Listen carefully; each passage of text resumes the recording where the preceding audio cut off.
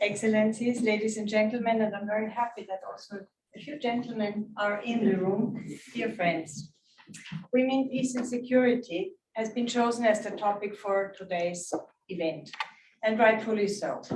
This topic has become more relevant than ever, with thousands of women fleeing their home country, fleeing Ukraine, with their children, with their grandmothers, with women in trenches and women building makeshift Molotov cocktails in their basements.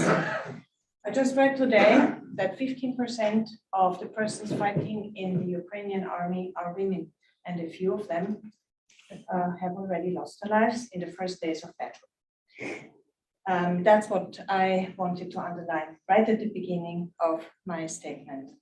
On behalf of the Diplomatische Akademie Wien, Vienna School of International Studies, I would like to thank the organizers for having put a lot of energy into this event, and I would like to thank the distinguished panelists on our podium for pooling their wisdom into a nice reflection on how to build just and fair societies.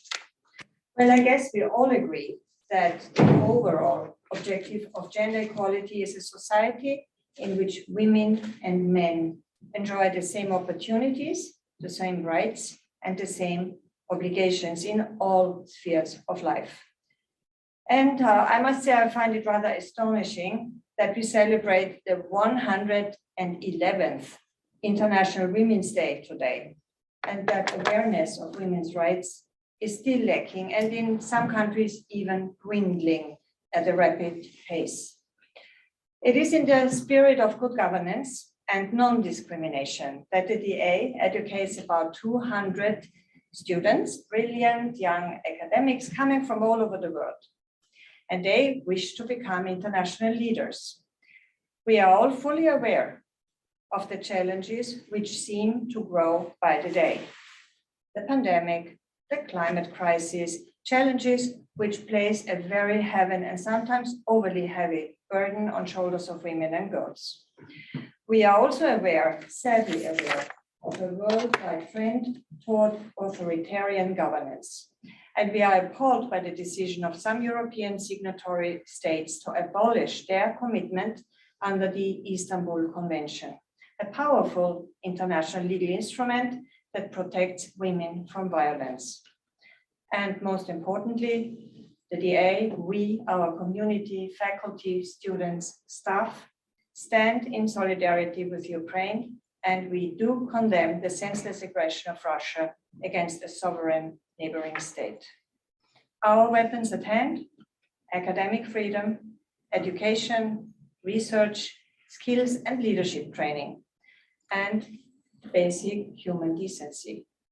This is what the DA stands for in these sad days, and this podium, our live stream, our public here in the room, will multiply our message, your message.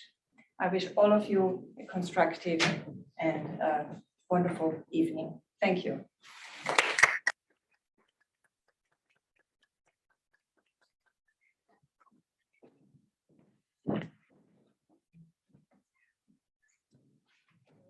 And a warm welcome to everyone. My name is Clara Fink, and I'm a student here at the Diplomatic Academy. Moreover, I'm the president of SAGE, one of the DA's student-led societies. But what is SAGE? We're the students advocating gender equality. And we want to create a just environment for all at the DA. And this society aims to promote gender equality through an inclusive, active, and intersectional manner in open discussions, policy changes, and activism.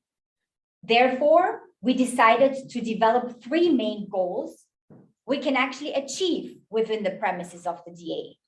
So we decided to implement the prevention of sexual harassment. We want to create concrete policies for the DA to prevent and fight any kind of misconduct, discrimination, and sexual harassment.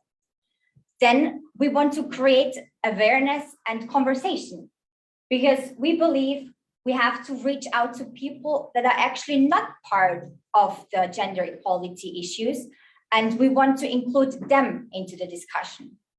And lastly, we want to spread information and empower vulnerable people, because we think that gender equality concerns all of us and gender equality benefits all of us. SAGE is organizing different kinds of events, from workshops to exhibition viewings to excursions to important organizations.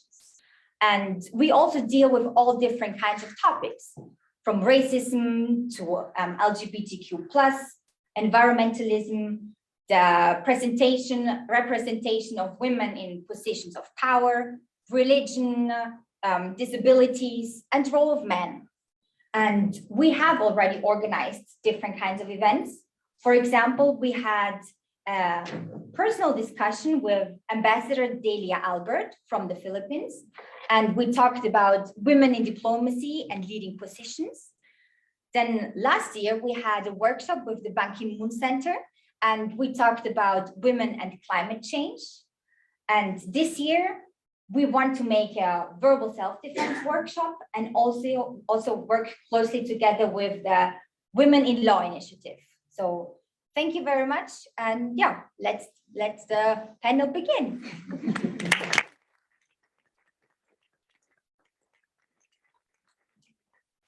I would like to now introduce the moderator of today's panel discussion. We are delighted to have with us Stephanie Liechtenstein to moderate today's discussion. Stephanie is a journalist and diplomatic correspondent here in Vienna. She has written extensively on multilateral diplomacy, foreign and security policy, arms control issues, nuclear issues, the Iran deal negotiations, Austrian politics, and international organizations, including the United Nations, the IAEA, CTBTO, and the OSCE, where she worked as a staff member for 6 years. She's had many bylines in Politico, the Die Presse, The Independent, Foreign Policy, and other publications. She's a leading member of the team that established the Security and Human Rights Monitor, the only platform that combines regular news, analysis, as well as academic insights into the work of the OSCE. Thank you, Stephanie. We're delighted to have you here today.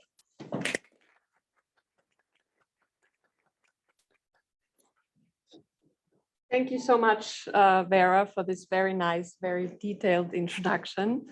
I would also like to welcome everyone here. It's so nice that we are able to have these discussions in person again. I think we have all had a lot of Zoom meetings in the last 2 years, and it's really nice that we can come together again.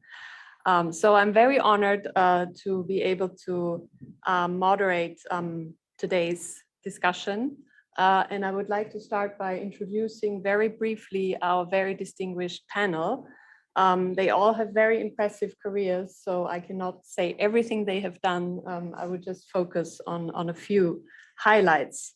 So we have with us Her Excellency Ambassador Bakhtari, the ambassador of Afghanistan to Austria. Prior to her very distinguished diplomatic career, Ambassador Bakhtari was renowned for her work on gender advocacy in the nonprofit sector. So welcome, and we are very honored to have you with us today.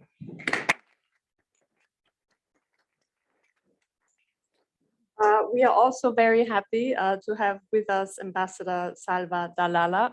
Hope I'm pronouncing all the names correctly. Who is ambassador at the Ministry of Foreign Affairs of Sudan. You have vast experience in the organization of very large conferences and summits for the UN Climate Change Secretariat, but also for the Vienna-based IAEA. Welcome to this panel discussion. I would also like to welcome Ms. Monika Fröhler, who is the CEO of the Ban Ki-moon Center for Global Citizens here in Vienna, which many of you, I assume many of you know. She was in trusted to create the center under the leadership of the former UN Secretary General Ban Ki-moon and the former Austrian President Heinz Fischer. She has a very impressive background working at the UN, at the EU, and I believe also the Austrian Foreign Ministry. We are very honored to have you with us.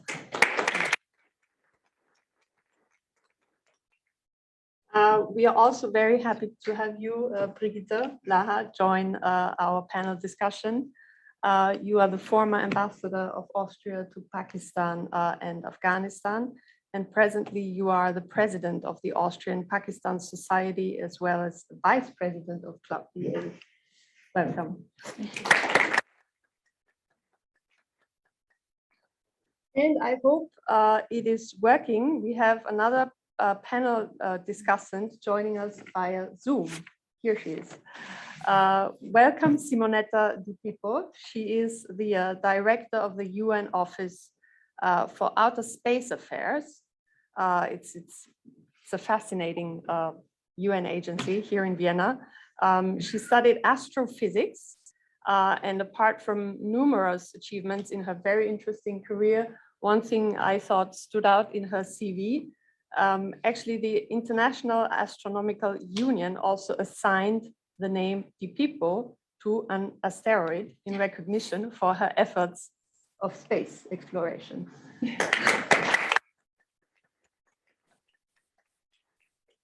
So I hope you can hear us, and yeah, I can. Thank you. Thank you. Now, the way I had planned this for today, since we have so many and such a diverse panel, is that I'm going to ask them a few brief questions, maybe in 2 rounds of questions. And if possible, I would ask all of you to be as brief as possible in those 2 rounds, which are going to be focused first a little bit about your personal stories and your personal experiences. And then we will look into more concrete issues and best practices. As was mentioned already in the introduction, unfortunately, this International Women's Day is very much overshadowed by this horrific war launched by Russia against Ukraine. While our title is Women Shaping the Future of Peace and Security, unfortunately, there is no peace in Ukraine. And I would also argue peace in Europe is very much at stake. So I think it would be good if all of us could also try to reflect on this a little bit. So I've taken up enough time. If it's okay for you, Ambassador, I would like to start with you. You have a fascinating, interesting career, and I would like to ask you if you could maybe share with us a little bit what made you choose a career in diplomacy. Did you have any specific challenges that you had to overcome? I imagine you did. Yes, right now. So this is a very general question, but you can obviously also reflect about the current circumstances. Good evening, everyone. It's an absolute honor to be here today and speak to you. But first and foremost, I would like to congratulate all of you on this International Women's Day. And I wish more success and more power to all women in this world. And I wish that everyone in this world take part to promote women's rights, human rights, and gender equality. I think these are the values, and these are the most important thing ahead of us to do as human beings. That's a good question, very interesting one. Well, actually, I'm coming from a very diverse background. I mean, like I have been doing very different things, or sometimes even things that confront each other in my life. I was a journalist for some time, as you.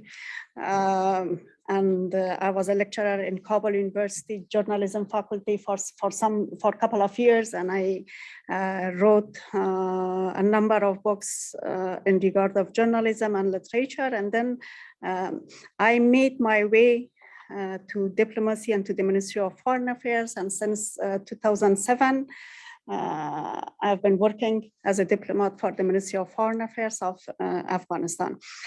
So first of all, let me say that I'm coming from a very open family, and I never had that burden on my shoulders that other Afghan women had. Like my family was an educated family.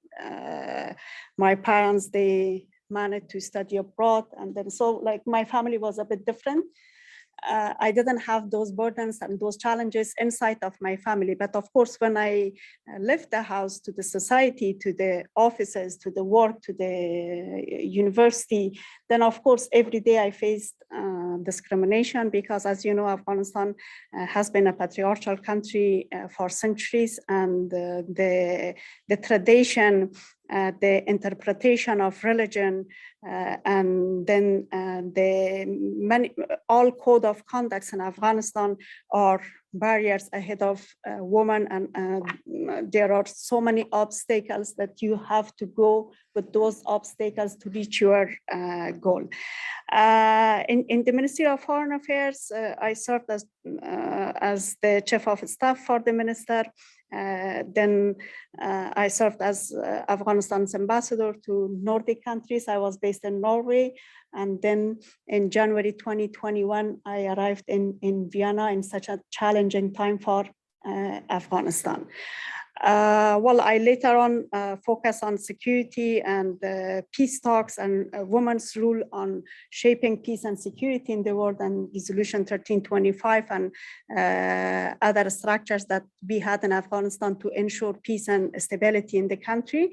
But since right now your question is more focused on my career as a diplomat and the challenges I faced, I would say that in Afghanistan, then you have to put double efforts to reach an office or to have or to be part of the leadership in the country, because many people, including those who claim that they respect women's rights, they do not believe in women's ability, and then they do not.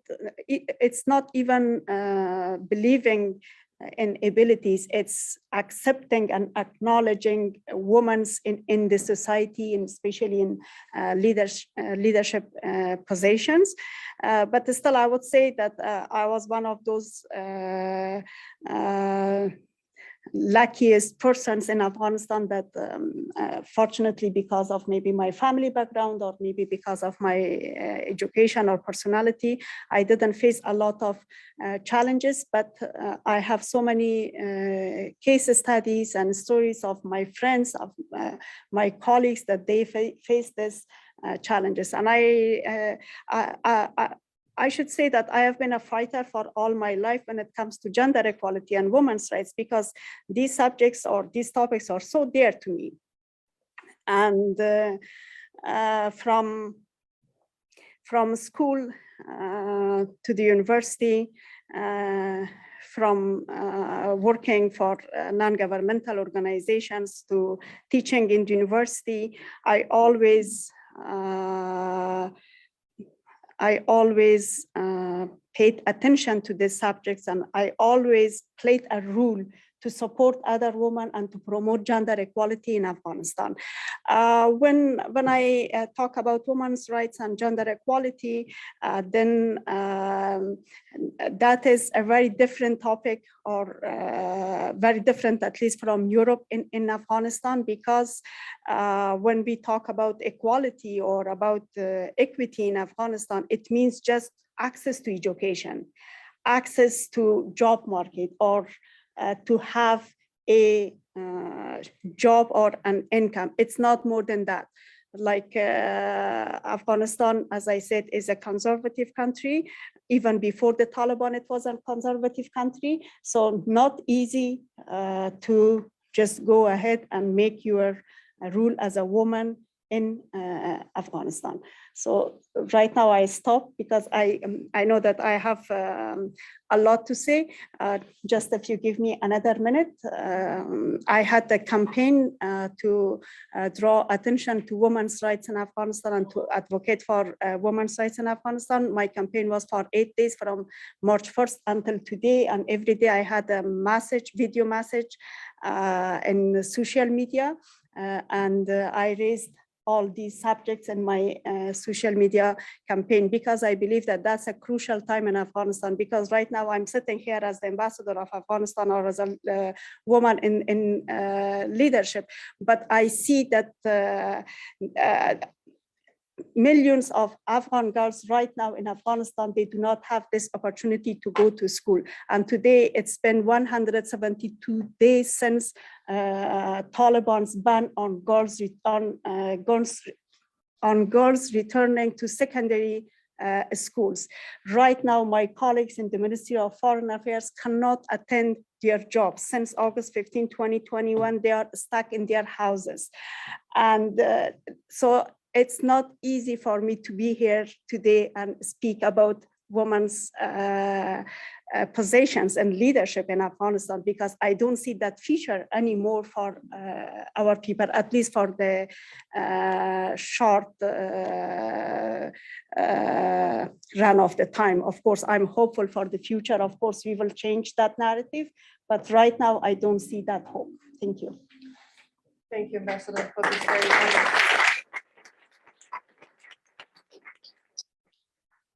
Thank you very much. You're welcome. Thank you. If I can maybe now immediately turn to you, Ambassador.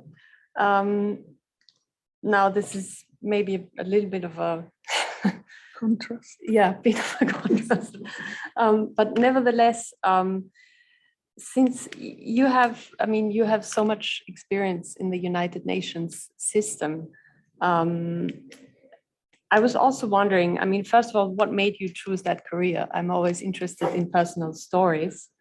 But also, if you are maybe able to some degree to share with us some of the hurdles you also had to overcome in that system, because I do follow it quite closely, and I know that a lot of things have improved also under the current Secretary General, but I think there's still some more room for improvement. Let's put it like that. Okay. So, yeah. Good evening, Please. everyone. Let me just also start by congratulating everybody on International Women's Day. Happy International Women's Day, everybody. Thank you, Ambassador, for reminding us. You did say that we should really keep in mind what's happening in the world now. And thank you, Ambassador, for reminding us that women under difficult circumstances are everywhere. We have Ukraine as the last one, but it was preceded by Syria, by Afghanistan, that places. So women have been in conflict, and we should never forget to remind ourselves of that. Career paths. I think we all sort of more or less come from the same place. It's by chance. I would like to put the context, to put how I came here in the context of where I come from. So at 200 BC, Sudan was a matriarchal society. It was ruled, we can name about 50 queens known as the Kandakas that were ruling Sudan. Powerful, beautiful, powerful women. And the men only came to power because they inherited power, or they inherited the succession through their mothers. In modern Sudan, women always had equal rights. Sometimes I'm flabbergasted when I come to Europe. We had equal pay, equal opportunity, right to vote. The pioneers in the Arab world, in the African world, that parliamentarians. The first women driver in Sudan was in 1938. So you can imagine when I heard in some countries that they were just struggling to get there, that sort of thing. And then women were even preferred workers on construction sites. Needless to say, it's because they show up on time and they don't go drunk on the scaffoldings. So, Sorry, gentlemen. midwives were government employees who were issued with bicycles as part of their working tools. In a quick fast forward, recent overthrow of the autocratic regimes in the Sudan, 70%, 75% of those who were demonstrating, who are out in the streets, were women. Of course, when the government came to be made, that wasn't reflected in what happened, but it's documented. So it's against this background that I had access to education, to the job market, and eventually to the diplomatic service.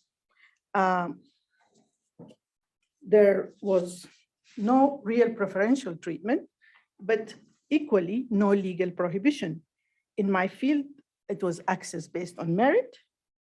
You sit the exam. If you are a woman, you better be in the top 4 and then serve and bypass, survive the male-dominated interview panel, and then you're in.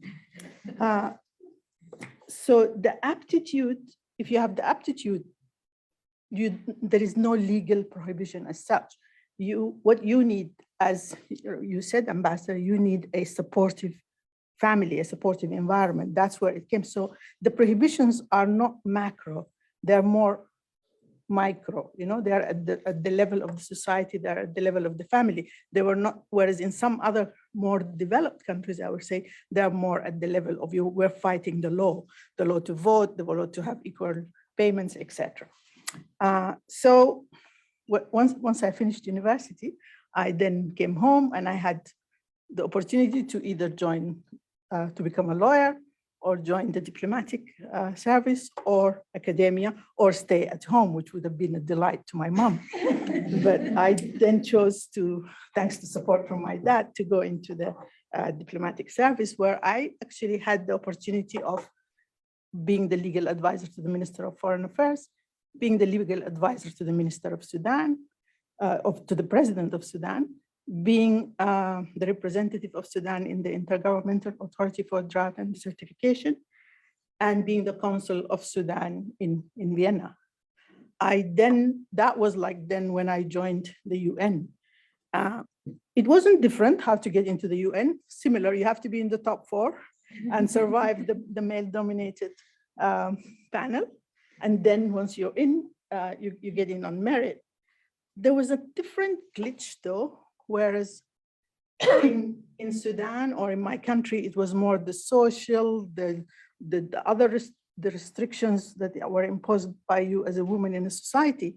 Here, there was a different challenges which I wasn't prepared for.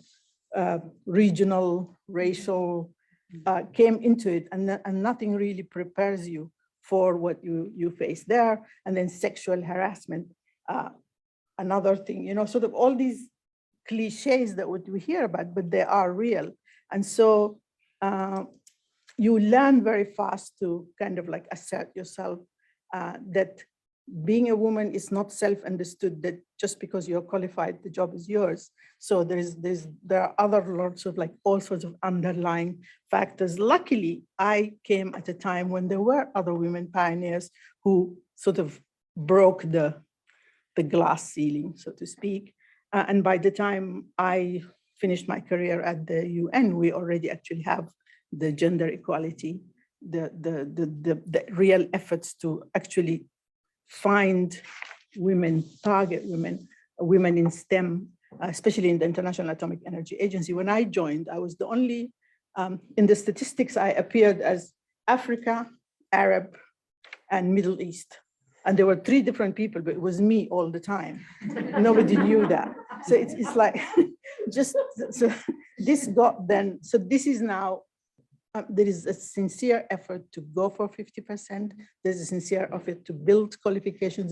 There's a sincere effort to have women in IT. There is the Marie Curie fellowship, which is actually targets women in STEM. We encourage everybody to speak languages, which once you speak a foreign language, you understand the culture of the others, and that makes your interaction with color and race and gender different. So I'll stop here. It was extremely interesting. Thank you so much for this personal story and background. Thank you.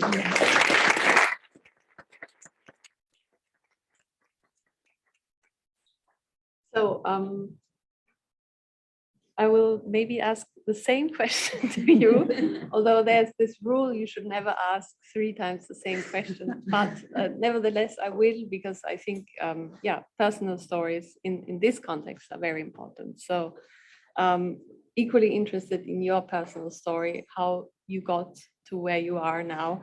But maybe also, maybe if you could maybe share a little bit more on your work. I think you are one of the international gender champions, right?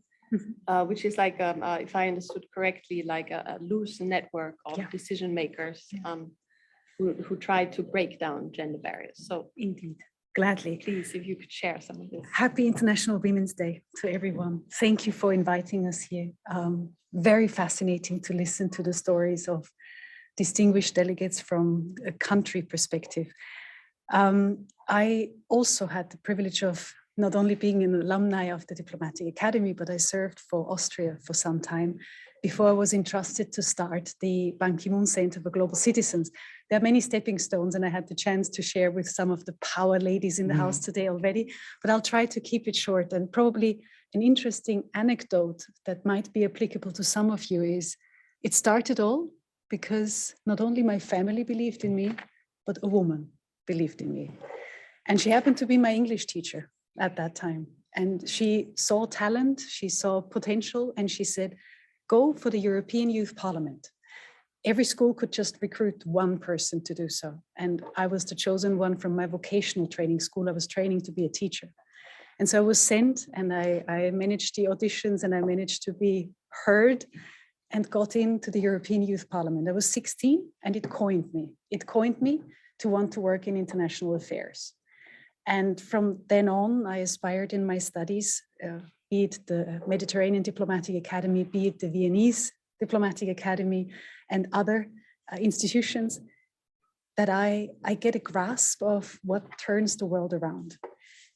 Don't believe that I have it until now, but at least I tried to make the most of what was given to me to contribute.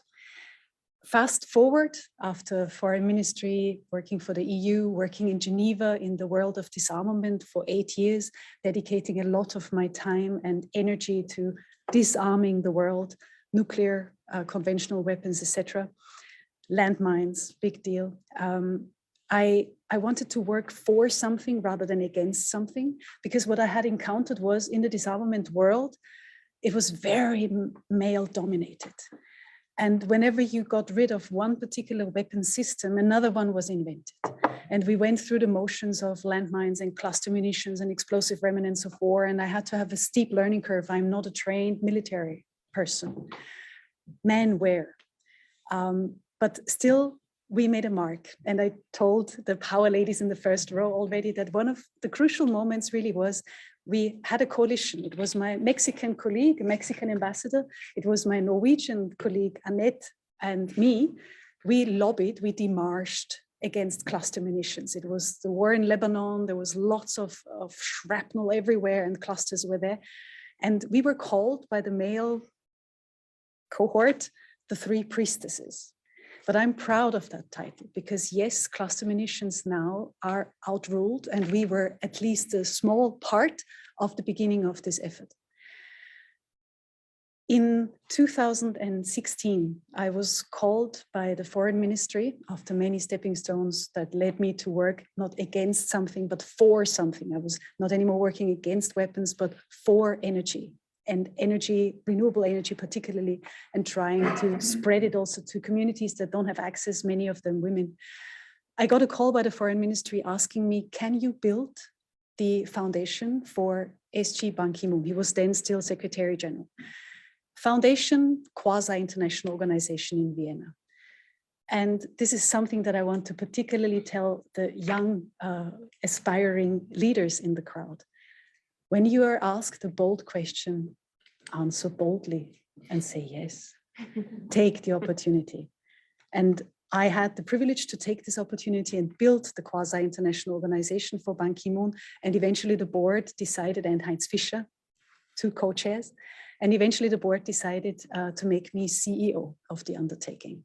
And here I am leading an amazing team of stellar young change makers, women, many of them women. We have some men as well in our team, but most of them women. And we are trying to do our utmost to empower women and youth in the framework of the SDGs and the Paris Climate Agreement. How do we do that?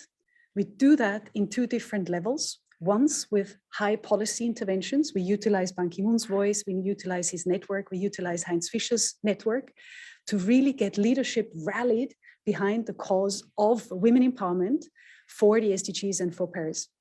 And we do that on elevating agricultural adaptation, which might sound a bit very detailed, but in fact, it is a climate effort that is not funded, not well funded. Only 1.7% of climate funding currently goes to smallholder farmers.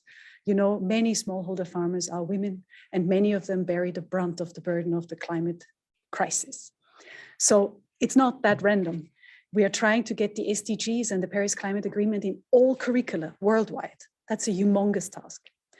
And we are trying to assist governments to be better beacons of hope in the implementation of SDGs.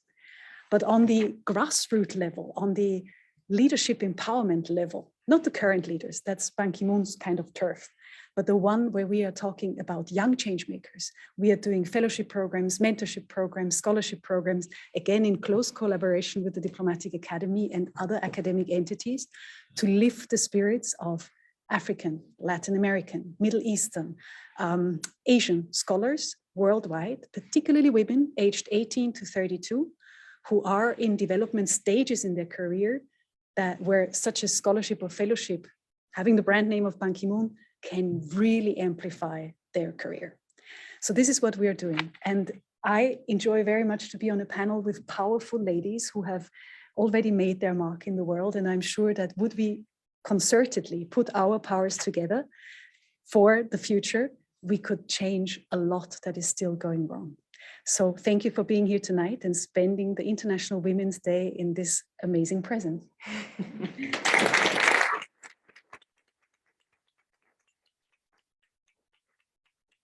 Thanks for this very inspiring talk. If it's okay for you, Brigitta, I will. Yeah. I will maybe ask Simonetta Di Pippo to make sure that she has not disappeared from the Zoom screen. No, I'm here. Great. Okay. So you are you studied astrophysics. I was wondering if you could give us maybe some insights into how easy or how difficult, whatever is your personal and other experience, it is for women to advance in such a highly scientific career. Is this something that is dominated still by men? Is it something that is easy for women to make such a career similar to yours? Yeah, I would be very interested in your insight. Well, I mean, first of all, thank you very much for this opportunity. It's really great to be able to join you in this discussion. Well, it's not simple. It's not easy. It's complex. It was complex when I did it, which was 35 years ago. And the reason why I did astrophysics and space physics is because I was always fascinated by science, not only physics, but also biology, and even, neurosciences or psychology. So it was really, I was sometimes spending entire days closed in my small bedroom and reading. At that time, we have normal books, not something, like Kindle, but real books. The point is that when I then enrolled at the university in Rome, and at that time Rome had only one university, now 3. 3 public. And this was the university where a lot of Nobel Prizes, came out. And there is quite a huge, how can I say, scientific ground in that university. The reason why I decided to go for physics was because I thought it would have been a way for me to do something allowing to, learn every single day. So every day trying to have a job that would have been, my fil rouge in my life, learning every day, not doing something that, you complete your cycle of studies, you get your diploma, your master degree, whatever it is.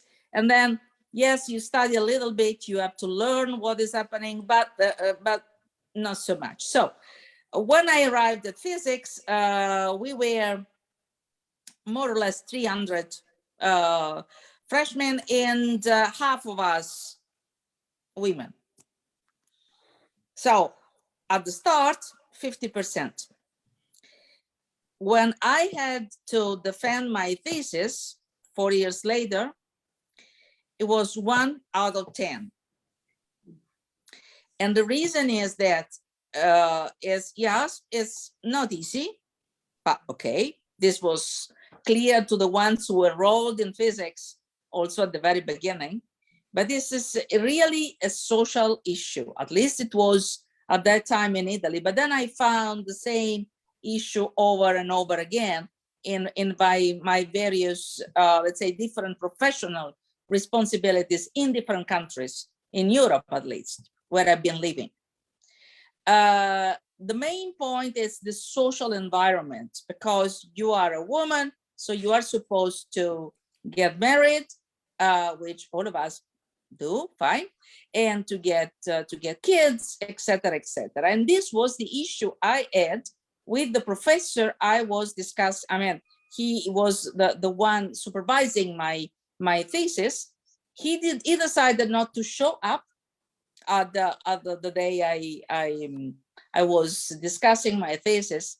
I got a very high score in any case, but the fact that he didn't show up was a sort of disrespect for what I did. 2 years of experimental studies on, analyzing spectra from an ultraviolet satellite of the European Space Agency at that time. So, and so I changed job because he told me, yes, I don't have any fellowship for you. You're a woman, you're going to marry, you're going to have kids. So a fellowship to you is a waste of money. Exactly these words. Okay, so I, at the very beginning, so I was young, you can imagine, I was 24. So I was not necessarily happy about that. But I decided, that I had to take control of my life. This is something that I do from time to time. And after I went for another job, and after 1 year, I started to work for the Italian Space Agency. And after that, I started all my career, Italian Space Agency, European Space Agency. I've been a couple of years in Brussels. And then March 2014, I joined the UN as the director of the Office for Outer Space Affairs. One important point is that this job, the job I do, and I was doing before, science, space is really always an international cooperation. When you develop an experiment, when you land on the moon, when you send astronauts on the International Space Station, everything is international cooperation. So what you need to do since the very beginning, after your graduation, is really you need to learn the culture, the approach, the mindset of all the other partners, being the Japanese, Russian, Chinese, Indians, Europeans, Canadian, Americans, etc. So you learn how they approach things. And so every time you negotiate for whatever reason, I decide, my approach has always been that I try to put myself in the shoes of my counterpart. And in this manner, I've been always able to find a good compromise, to present a proposal which is the best possible compromise for everyone around the table. And this was very helpful when I then joined the European Space Agency, which is an IGO, so an intergovernmental organization, smaller than the UN because it's only 22 member states, but still the same mechanism. And then my experience at the European Space Agency was key for my 8 years tenure as director of the Office for Outer Space Affairs, because yes, you have 193 member states, but the mechanisms are more or less the same. And the fact that I had a huge network of friends all over the world, colleagues all over the world in the space field helped a lot. Also the Office for Outer Space Affairs to become even more prominent in getting a higher role, to become better positioned in the UN Secretariat and in order to better serve member states. So overall, my life has been a combination of choices, trying always to have the full control of the situation. And I got married and I have a wonderful son of 30 years old.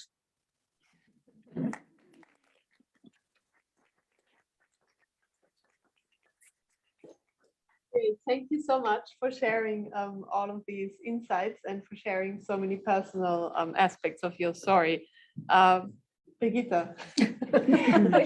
I don't think I can be. Yeah, you going to ask me the same thing? I was asking you if you could maybe, in addition to whatever you want to share about your personal story, if you maybe have to share some. In the course of your career, if you could maybe provide some examples of how women made a difference on all levels, for example, peace building or other aspects of security. Okay, I think I don't have such a colorful biography as the speakers right and left.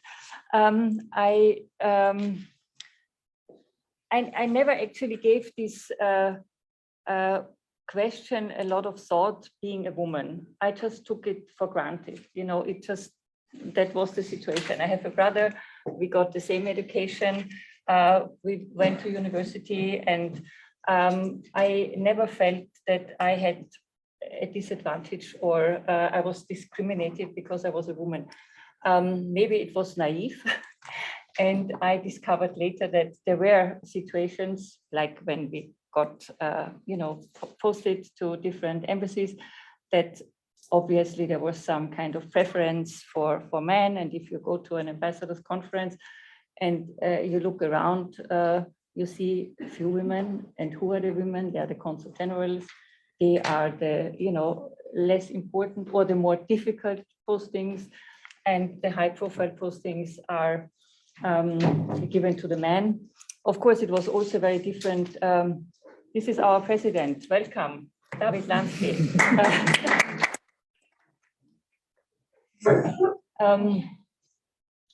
So anyway, I also graduated from this university, from this diplomatic academy. My interest was really in different cultures, different people. I very much enjoyed this exchange. I like to travel, and I think actually one of the important skills of a diplomat is also curiosity. You have to be curious. You have to, not in a nosy way, like gossiping, but really to have to be interested in the place where you are, in the people, to find out what's going on, and to to bring people together. And you have to know them and know what is their interest and how you can relate the two country, host country, to your own country. So I had a series of very different postings in terms of we have this system in the Foreign Service. They call it the generalists. So you work in bilateral, in multilateral, you work in political affairs, in economic, in culture, consular, and I did a little bit of everything. It was always a new challenge, an interesting challenge. And I did not always get exactly the place that I had applied for, but it always turned out to be interesting, and it depends on also your approach. I mean, you have to just be positive and make the best out of it.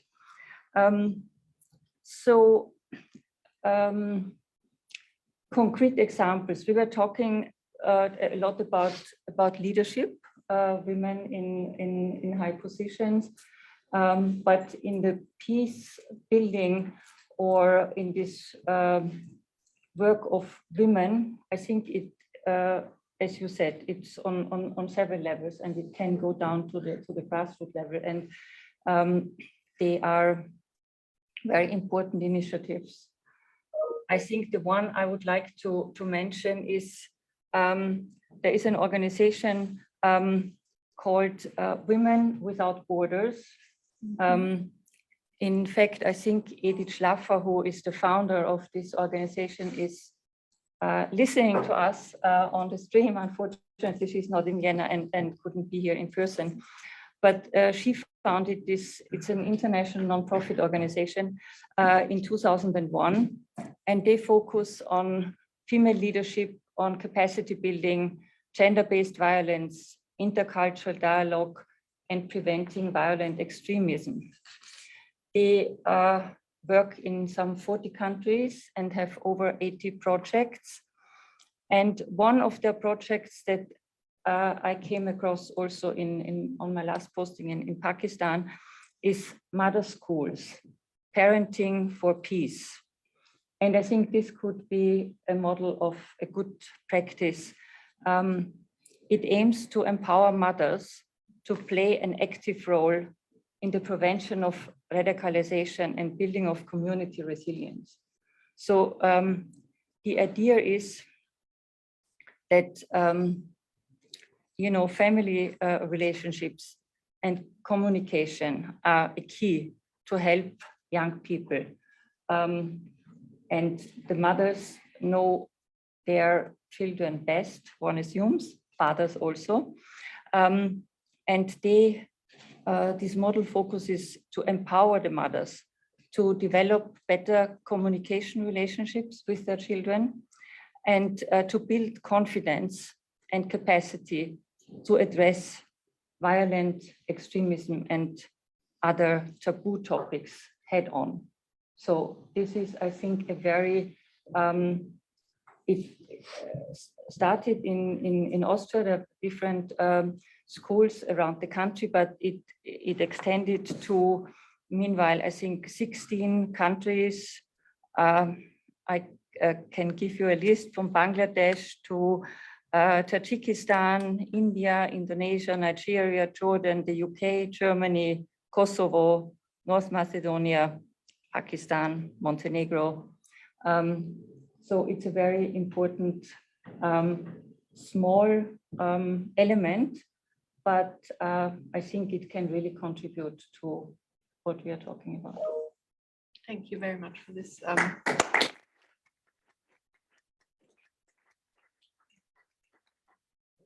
Now, I think I'm looking at my watch, and I think we have until about 8 o'clock, right? So you have already given me a lot of food for thought while we talked about a lot of personal stories. I think it would be good to talk more about like best practices and how to concretely improve the situation of women in all kinds of different situations around the world, in conflicts, in professional situations, etc.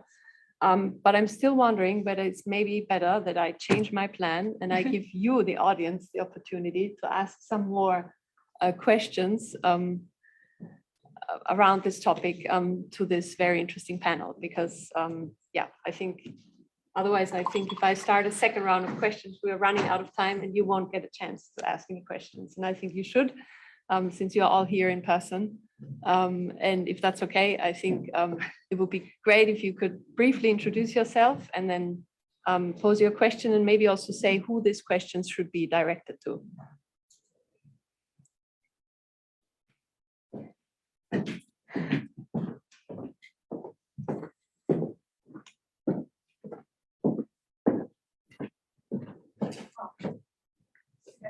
Thank you. Hi, my name is Nancy Hasselbosch. I'm acting head of agency of the Austrian Federal Competition Authority. And my question is to you, Mrs. Ambassador, like, so in my job, in my environment, sometimes I get really also frustrated seeing how hard is it to achieve gender equality and that it's still such a long way and there's setbacks and so on.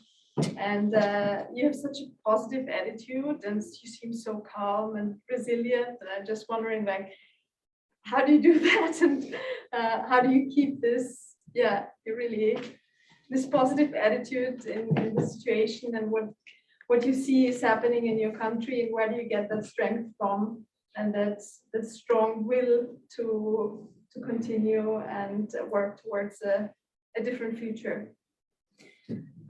Thank you so much. You know, my father is a poet. That makes me, sometimes I'm not a poet, but sometimes it makes me just to say something poetic.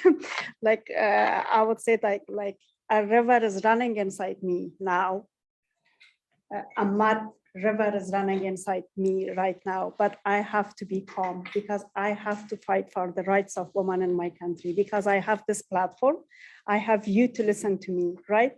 So then that's a mission now for me, although I'm facing a lot of obstacles, a lot of challenges right now in my embassy and dealing with so many questions that I don't have answers for. And the fact that Afghanistan is occupied by the Taliban right now, and they just banned girls to go to school, banned women to participate in the society and in the economy, of course, that makes me very mad and very emotional. But since I'm the result of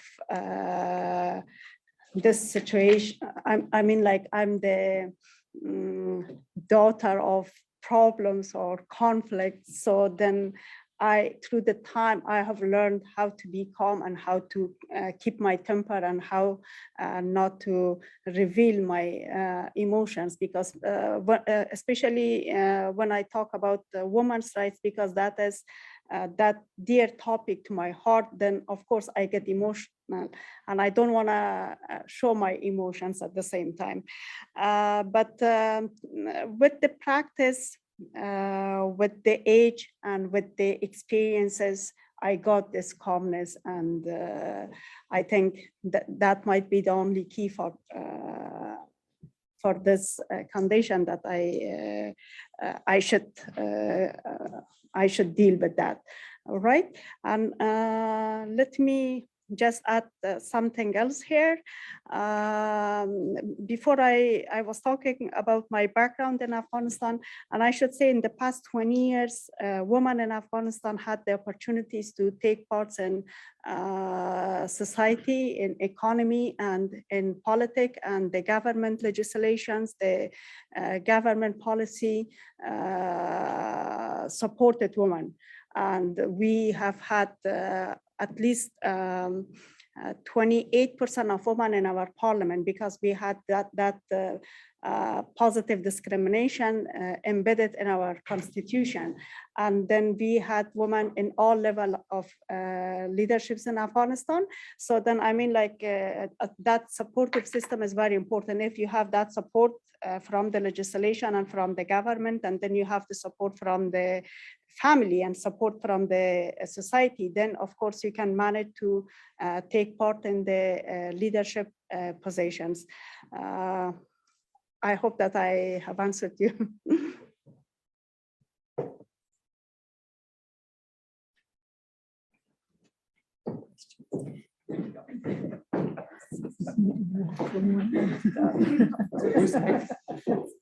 Chaos theory.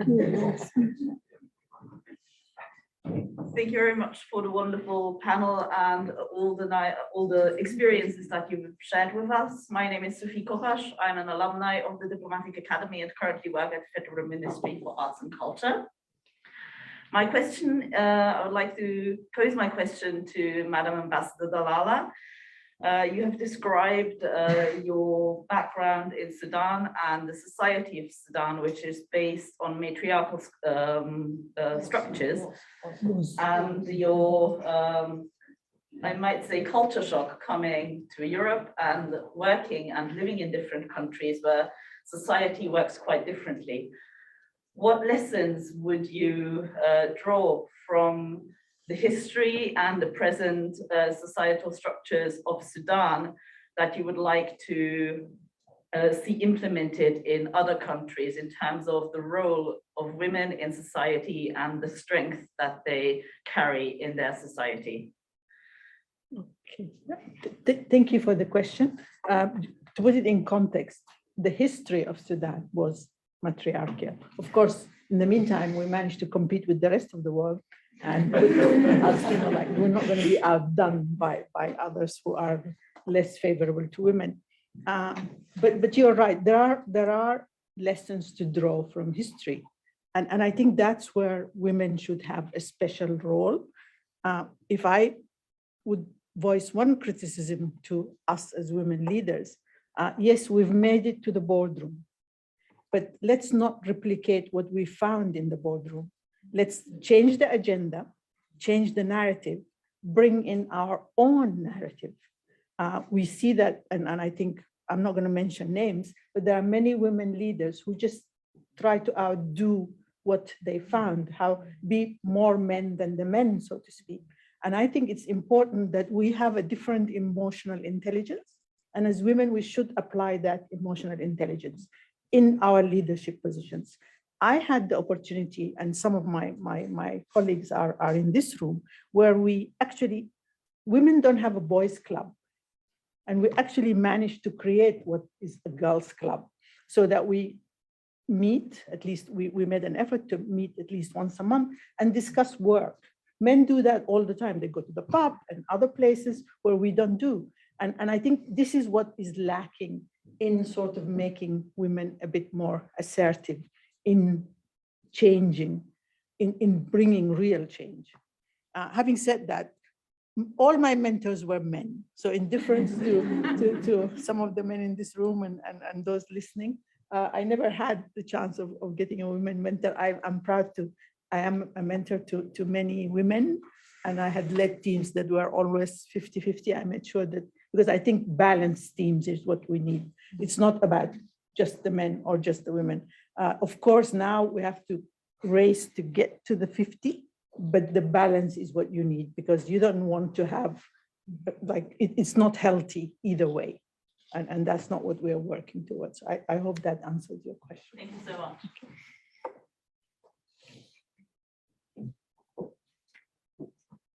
My name is Clara Fink, and I'm also an alumni here at the Diplomatic Academy. And I have a question. In the wake of the events that have been unfolding in the past 2 weeks, I stopped counting, to be honest. I have thought a little bit, and if you think about autocratic states, you seldom or never hear about the women there. How, I mean, Belarus is, for example, that's an exception where something erupted some time ago, and we have this poster figure of Svetlana Tsikhanouskaya who got to her position by chance. It so happens. And my question would be, how can the international, or what can the international community do to support the women in opposition, in politics, in these autocratic states? But of course, support is not enough. I mean, how can you safeguard their personal safety as well, so they can express themselves? Because there is this saying, and I'm sure you all know it, that the revolution is female. And we see it all the time. And now this is just one thought that has occurred to me, and I don't address it to a specific person, but whoever sees fit to answer or wishes to answer. Thank you. like to maybe try to answer this question? I can try to add my 2 cents. I wish I had the magic formula to say how women voices can be raised. Your statement makes me think of so many women leaders that have inspired our journeys and who risked their lives for doing what they did. I'm thinking of Lima Budway, who brought peace to Liberia by rallying around herself a sisterhood, prayer, and actually refusing sex. I don't know if you know the story of Lima Budway, who assembled ladies all across the country saying, the fighting of the civil war here in Liberia is enough. Women reject your husbands. Don't lay down with them anymore as long as they carry a weapon home. And she managed with that peace movement to create peace in Liberia. Or if you think of a more recent example, a friend of mine, I can call her friend Bea Finn. She's a Lima is also a Nobel Prize laureate. Bea Finn, maybe you know her as the leader of the Ban Nuclear Weapon Coalition. She was the one who is the key person of ICAN, the international campaign to abolish nuclear weapons, and was still is a strong feminist and a loud voice in the international community to stop nuclear bombs.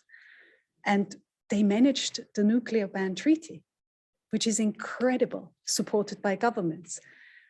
There were from death threats to all sorts of nasty things brought to these ladies. Or Jodie Williams, another Nobel Peace Laureate, she managed the Anti-Personal Mine Ban Convention, all of the different NGOs to assemble and to unite.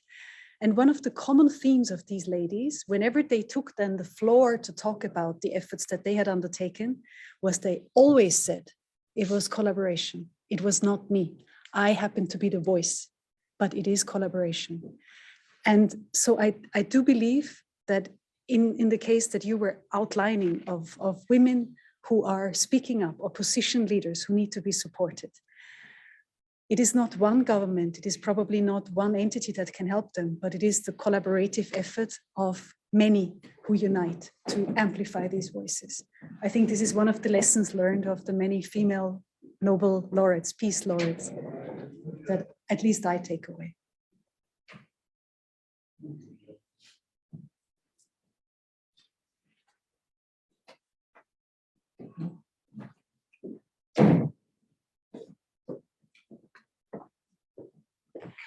Put my mask down so you can see me. Hi, my name is Sharon, Sharon Harlan, and I'm not in the business that any of you are in. I work for a company.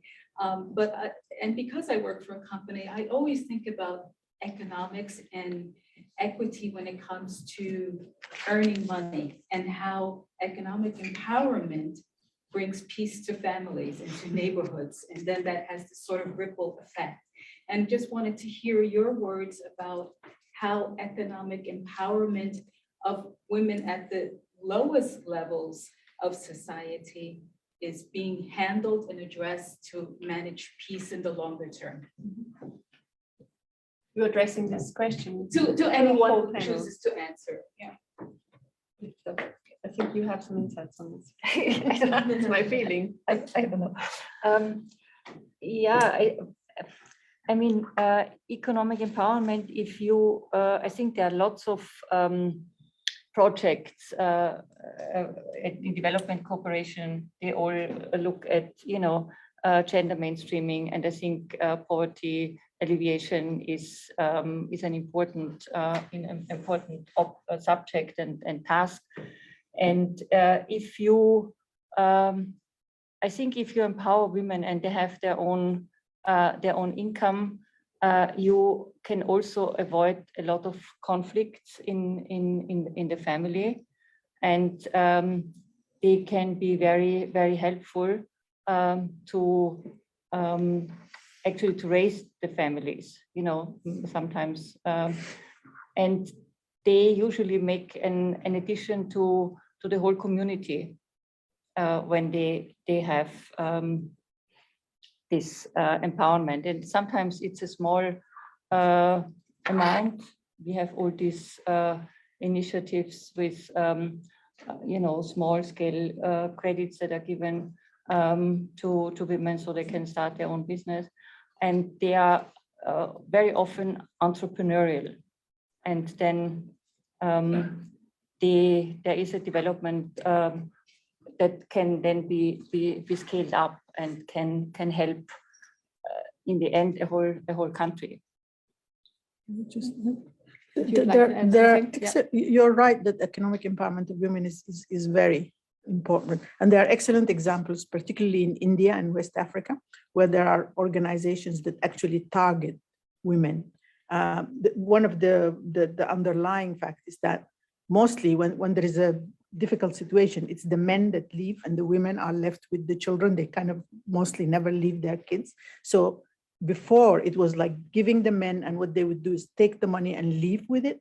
So the help changed in that the women are there, so you give them the credit and help them build a small business. And it proved to be extremely successful. I believe there's an Indian Nobel Prize winner who had started. Yes, yeah, and Bangladesh. So it's quite powerful because they are the breadwinners in many cases, especially particularly in developing countries.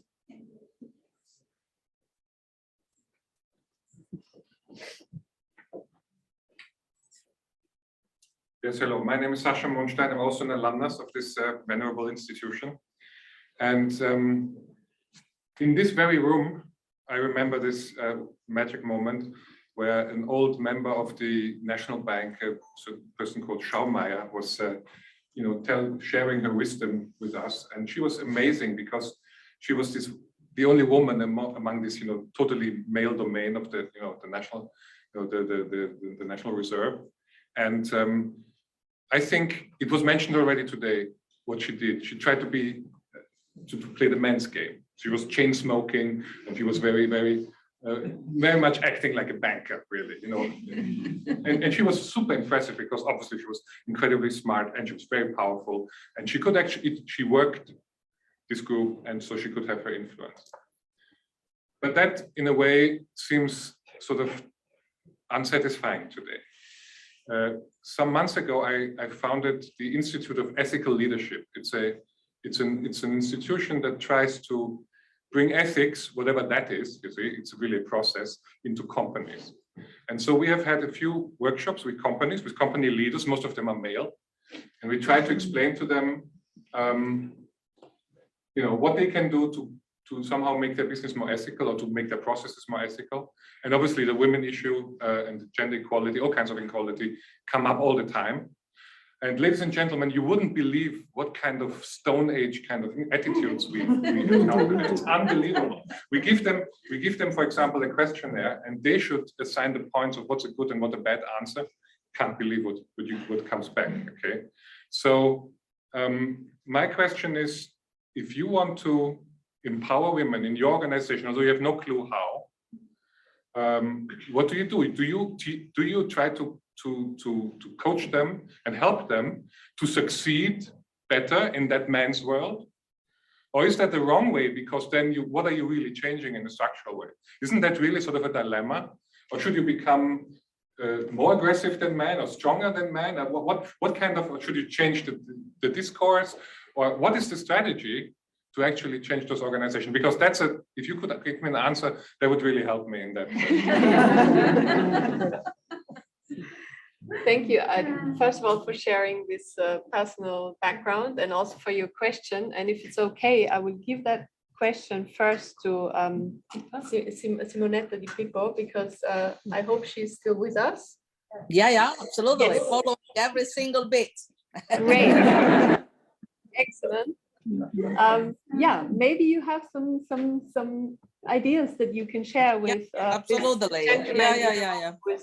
When he was talking, I was doing a lot of things with my head. Now, to be very honest, I refused when I was at the very beginning of my career to even think about the possibility of emulating others. Each of us has to be what he or she is, and we are able to do what we do because we are a set of choices, a set of skills, a set of way of doing things, which is different. I mean, each of us is different. So trying to emulate the male approach is exactly what we should not do. Never, never.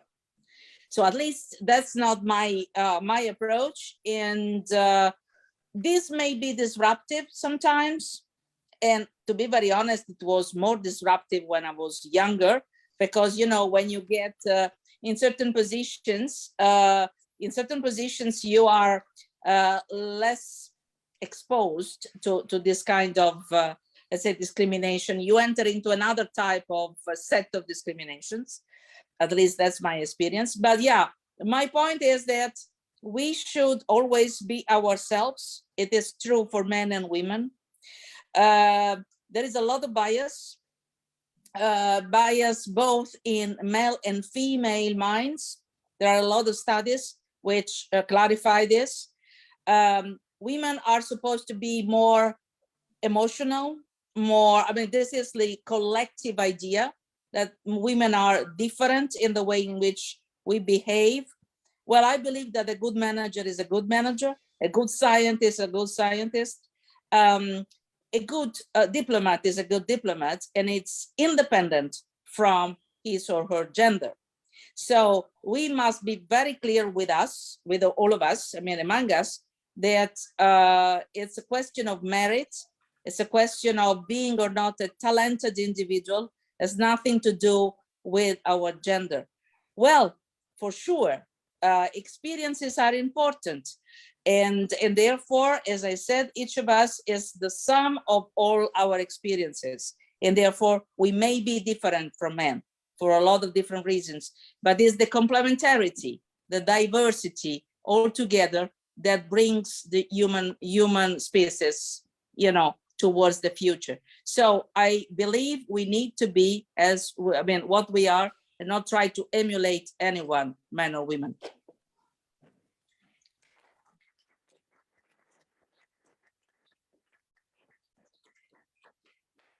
I believe we can have one final question, if that is okay. Yes. Hello. I wanted to say thank you to organizers for letting people who are not from this community join as well, because I'm a student from Uzbekistan. And my question was that to the Ms. Dallalah and Ms. Bakhtari. So like, as a foreigner right now, I'm faced with this problem is whether to fight for my place in my homeland, where there are big burdens as of the social inequality and professional inequality, especially in the field of economics and finance, where I'm right now, or whether to go abroad, where I can speak English, or I can learn additional language and go by the path of like where it's more equal, the environment, and then maybe in the future shape my country again when I am a person who has this like successful story. It's like right now, I am not sure whether I should choose a path of shaping the society right now as a young female, or whether to maybe choose a path where I grow outside and then come back with an influence. Thank you. It's a very good question, I think. Yeah. Would you like to start? I think it's a very personal choice for everyone. Everyone can make a choice whether to stay in her homeland and continue the path or the destiny in her homeland, or to go abroad and just choose another life or another education. And I think you can have both if you have the opportunity. Why not? You can still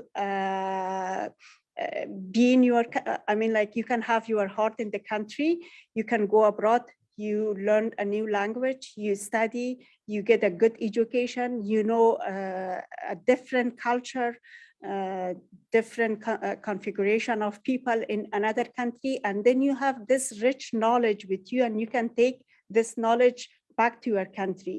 And of course, it's a great help to your country at the same time, because you bring more knowledge to the country, right? So it's a newer case, but when an Afghan student or Afghan girl would have asked me this question, then my answer might have been different, right? Because right now in the country, the women and girls do not have the same opportunities as men. But in Uzbekistan, as far as I know, at least you don't have war and conflict in the country, and women and men have equal rights in the country. So you don't have, or you don't face those barriers in your country. So why not? You can take both opportunities from 2 countries, 3 countries, 4 countries, and as many trips you take to other countries, it increases your knowledge and your experiences, and with those experiences and knowledge, you build something else in your country. And another thing in this new world, because this new world is kind of a small village, and right now we are citizens of this world. Sometimes even it doesn't matter where are we from, right? Or you can meet some people, I mean, like from different ethnicities. Father is from one race, mother is from another race, the grandfather is from another race, that person was born in another country. You see then how you define that person. We are the citizens of this world. If we have opportunity somewhere, just go and take the opportunity. Thank you.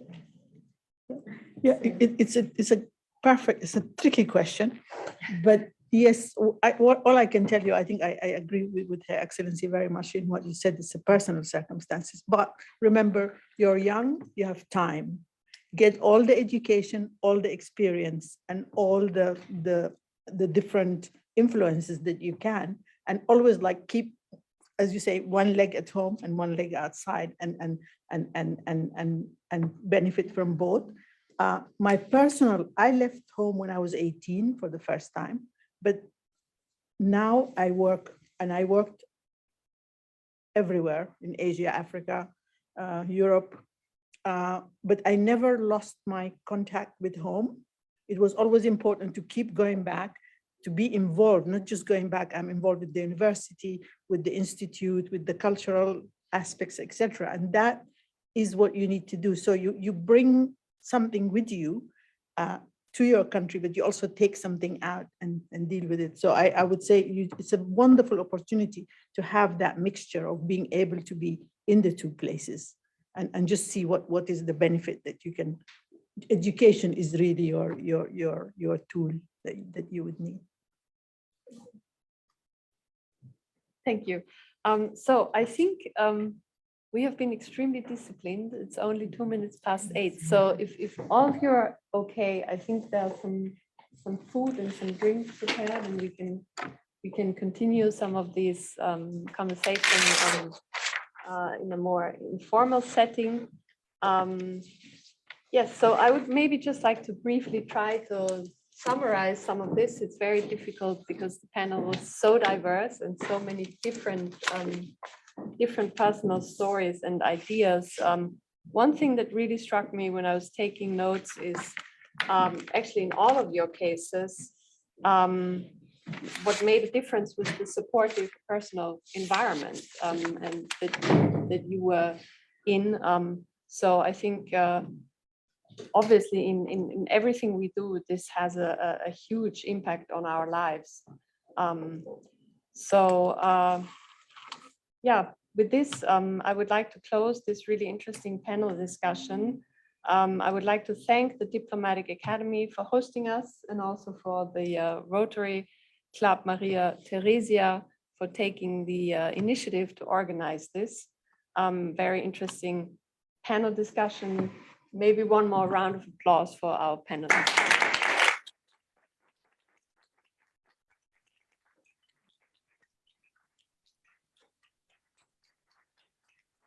Thank you all for your kind attention, and thank you all for the few gentlemen who dared to come here today. Thank you for moderating. Bye. Bye.